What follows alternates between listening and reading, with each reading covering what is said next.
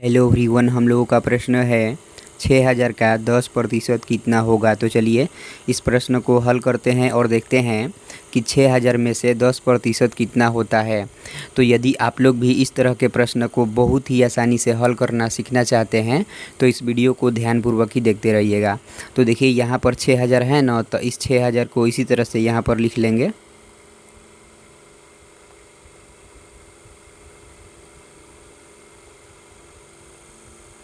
ऐसे ही आप लोगों को भी लिख लेना है। देखिए यहाँ पर का है, तो थोड़ा सा आप लोग ध्यान दीजिएगा। देखिए हम यहाँ पर भी का लिखे हुए हैं। देखिए तो इस का अर्थ होता है गुणा, इसलिए इस का के लिए यहाँ पर गुणा का चिन्ह दे देंगे। देखिए यहाँ पर 10 है तो इस 10 को इसी तरह से यहाँ पर लिख लेंगे। देखिए यहाँ पर प्रतिशत का चिन्ह है, थोड़ा सा आप लोग फिर से ध्यान दीजिएगा। देखिए हम यहाँ पर भी प्रतिशत के चिन्ह दिए हुए हैं। देखिए तो इस प्रतिशत के चिन्ह का अर्थ होता है 1/100, इसलिए इस प्रतिशत के चिन्ह के लिए इस 10 के गुणे में 1/100 लिख लेंगे। देखिए कुछ इस प्रकार से।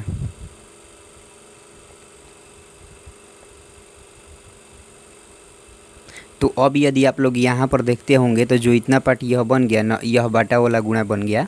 तो अब इसको कटा देंगे।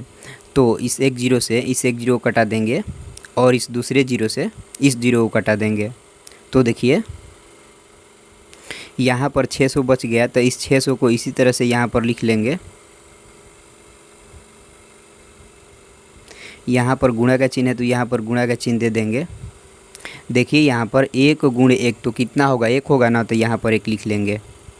देखिए यहाँ पर बटा में नीचे 1 बचा है, तो बटा में नीचे 1 नहीं लिखा जाता है क्योंकि बटा में नीचे 1 छिपा रहता है। अब ध्यान दीजिएगा।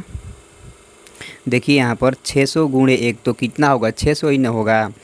जैसा कि हम लोग जानते हैं कि किसी भी संख्या में 1 से गुणा होता है तो उसके मान में कोई परिवर्तन नहीं होता है, इसलिए इस 600 में इस 1 से गुणा होगा तो 600 ही हो जाएगा। तो यहाँ पर 600 लिख देंगे, तो यही आंसर आ जाएगा।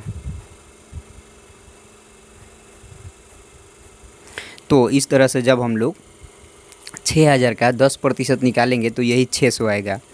दोस्तों आप लोगों को जानकारी के लिए हम बतला दें कि इस प्रश्न को आप लोग इस तरह से भी समझ सकते हैं कि 6000 रुपये का 10% कितना होगा।